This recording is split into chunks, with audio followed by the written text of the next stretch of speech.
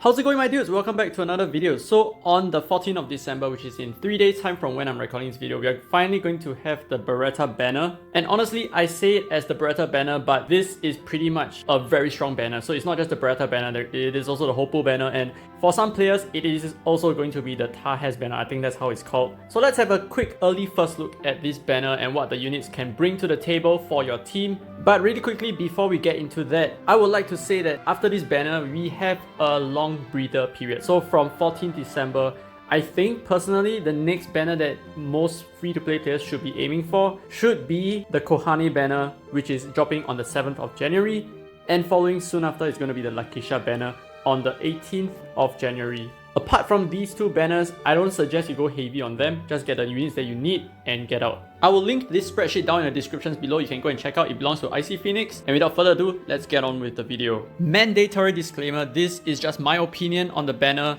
These are my opinions on the units. You don't have to listen to me. This is just my advice for you based on whatever that I've experienced thus far playing the game.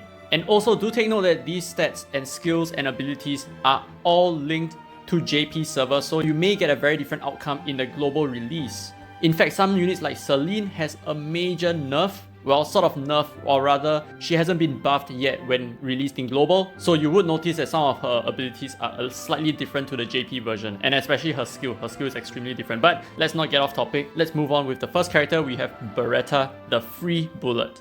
She's probably the carry of this banner, but some of the other units are good as well. Leader buff, way of life, light characters attack plus 100%, power flip damage plus 70%. Very nice. Skill, Heaven's Torch. Filling an energy gun, shoot a beam towards the front and deal light damage to enemies hit. Grant power flip damage buff. 100% power flip damage for 20 seconds. It has a really decent skill cost of 460 and ability 1 while HP is at or above 80%, power flip damage plus 50%. If self is a leader, own attack plus 30%. Ability number 2, every 20 combo grant power flip damage buff plus 50% power flip damage for 10 seconds, and grant allies penetration buff 150 seconds for until the next ball flip. So if you notice from her skill itself, you're going to generate a lot of combos, which means that you're going to grant yourself additional power flip damage buffs as well. And because of the wording, it says every 20 combo, I'm going to assume that if you can rack up like 100 combo instantly, what you're going to see is probably 5 stacks of this power flip damage buff. I assume this to be the case because it says every 20 combo. It's slight variation to the normal descriptions that I usually see. And we do get penetration buff as well, so you may not even need Rolf, although they are really used quite hand in hand a lot of times I've seen. And finally, ability number 3, as a main when combo count reaches 40, grant party power flip damage buff 250% power flip damage for 10 seconds. So this is the wording difference that I'm talking about. Moving on, we have the godly speed shooter, Tajes. He is going to be another light 5-star. And here's the leader buff, I am the strongest. Light characters attack plus 60% and direct attack damage plus 160%. Direct attack damage, this is going to be quite interesting. So skill, plasma impact. Creating an aura, use light sword lashes to drive into the first enemy touched and deal light damage. Grant breakdown punisher buff plus 50% for 15 seconds. So he has a skill that's very similar to Murakumo, and he has a super low skill cost of 380. This is really good. Okay, and let's move on to the abilities. Ability number 1, when self recovers HP, own skill gauge plus 5% for up to 20 times. And when battle begins, own skill gauge plus 80%. Ability number 2, during fever, light characters direct attack damage plus 100%. He's gonna be really good for my light fever team. And ability number 3, as a main when own skill activates, own attack plus 15%, caps out at 75%, and direct attack damage plus 15%, caps out at 75%, and fever gauge plus 80. However, due to the nature of ability 3 being a rather selfish ability, I may not suggest that he works that well as a main. I think he could be very well functioning as a sub-unit. Moving on to the third unit, this is another unit that I'm very hopeful to obtain. This is Hopu. He is a light 4-star character, leader buff, keen scent for money. Light characters attack plus 60%, power flip damage plus 80%. Sounds familiar? Yes, it's pretty much exactly the same as Beretta. Skill, maximize blaster. Facing the nearest enemy, release energy bullets from his entire body and deal light damage and inflict light resistance down debuff to enemies hit. The skill cost of 500 is rather high. And ability number 1, while own HP is at or above 60%, power flip damage plus 40%. And ability number 2, while allies have power flip damage buff, leader attack plus 50%. Ability number 3, when 30 combos is achieved, grant party members power flip damage buff plus 100% for 15 seconds. So this is kind of similar to Beretta, especially ability 1, ability 3. I honestly feel that if I do obtain him, I'm going to be able to create a very powerful light power flip team. I think this is like the start of power creeping or something like that. This is just what I feel, right?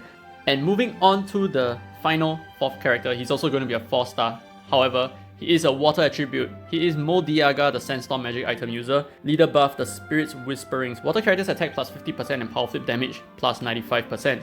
Skill Janini Flow. Using an enlarged water spirit to deal strong hits, deal water damage to enemies in front. It's just simple AoE.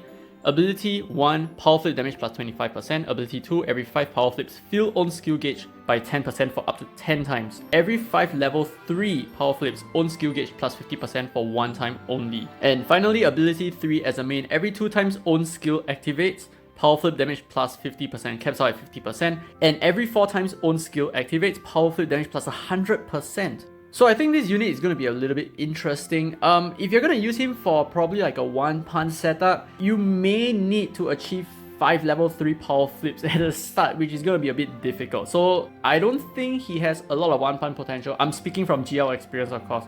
How I think you can make this work is to probably have Lakisha for the 100% skill gauge boost at the beginning, and then you follow up with some kind of similar fashion to a Dark Enmity team that boosts your skill gauge to 100% again, and that would just nice give you 5 skills off from the beginning, because it's probably going to look something like Modiaga goes, followed by Marianne, then followed by Marianne again, then followed by some other unit like let's say Suzu, and then finally Modiaga again. And that will be 5 skills, but that is not just 5 skills, but each of these 5 skills would then translate to 5 level 3 power flips, something like that. And I think that might be impossible because your characters just fire off their skills immediately, so you're not going to have your power flips anyway. Alright, and time for some final thoughts. I'm going to start with Beretta, of course. Beretta, definitely an epic pick. Probably the best pick that you're going to get for a while. Definitely worth pulling for because she excels not only just in power flip teams, but also in certain combo based builds.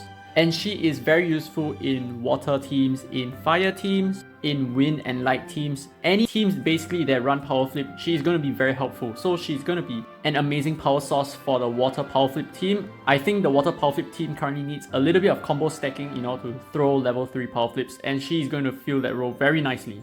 Nothing much else for me to say, she's just really good. Moving on to Tajes. Okay, so for this guy, like I said earlier, I feel like maybe he works better as a sub. I don't really think I'm going to use him as a main that much because of how selfish his ability 3 is. Here's his ability 3 for your reference again. Nonetheless, I think he is going to be a pretty good pick for my Light Fever team. And I think if you're going to be running a Light Fever team in the future, you may want to pull for him as well. He does boost your direct attack damage on his ability 2, which is very nice. And apart from that, he also generates skill gauge on his ability 1, which then allows you to throw out more skills, which is very important in maintaining fever, like I've covered before. And thirdly, we have Hopu. I'm very keen on pulling this unit. I think he is extremely strong. He works the same way as Beretta does. I think he's just slightly less powerful than Beretta in terms of skill gauge, in terms of his ability power, but he does have his own niche, which is light resistance down debuff. And I've covered this so many times, but resistance debuffs are super good for power flip teams because you're going to do a lot of extended DPS and not just single hit nukes like in skill damage builds. And finally, the 4th unit, Modiaga. My perspective on this unit is I don't really think he is that good per se. Okay, so the thing is, for light units, they are an incredibly sensitive team. The units that you want on your main slots are very fixed. So you want to have Lakisha, you want to have Faf maybe, you want to have, let's say, Alice or Sonia or New Year's Elia as your leader. Maybe in some cases you want to have a Celine. So there is very little room for you to use him as a main. But the thing is, if you're not going to use him as a main, then the team seems kind of weird. I mean, yeah, you can not use the other units that I mentioned before, although I would highly suggest that you do. So I think his main selling point for me, which is his ability 3, which is a very easy to power 100% power flip damage buff, is just not going to be so readily available because there's just better units out there with stronger ability 3s. So all in all, should you pull on this banner, it is an absolute yes for me. However, I think probably, okay, this is just my opinion over here, but I think maybe the Lakisha banner is slightly more enticing for me because I prefer skill gauge units, and like I've said before, I think if you're a free-to-play player, skill gauge units are going to push you to a very different game mode where a pure DPS unit may not be able to provide you that same experience. In short, skill gauge units do give you exposure to very different team builds and team synergies. So there is that opinion out there. So if you have just a few beats to pull on this banner, what should you do? Should you just dump everything? Okay, so my opinion is at the very least, you should at least drop one single multi on this banner, right? Just test your luck. If you don't get anything, it's not the end of the world, because at the end of the day, the units that you're going to get over here, they are not so skill gauge focused, okay, except for maybe Tajes over here. Other than that, Beretta and Hopu, they are not skill gauge boosting units. They are just very good units to have that really push your team to a greater heights. So super strong, but not super necessary. It's very different to, let's say, the Kohani banner or the Lakisha banner. These two banners give you units that instantly throw out skills from the start, and that unlocks possibly one-punch comps, possibly very, very fast lineups. But I'm still going to pull on this banner for sure. I am going to get Beretta or die trying. So let me know down in the comments whether you are summoning or not. I expect most of the replies are going to be yes. I think a lot of you guys have been saving. If you have skipped the Rolf banner, this is the banner that you are going to be throwing your beats on. Except maybe Flower from my Discord, who is somehow thinking of saving all the way to Lakisha. All the best to you, my dude. So yes, I'd like to know what your objectives are down in the comments below. If you enjoyed the video, don't forget to leave a thumbs up. It really helps the channel. This has been free to play, by the way, and as always, I will see you in the next video.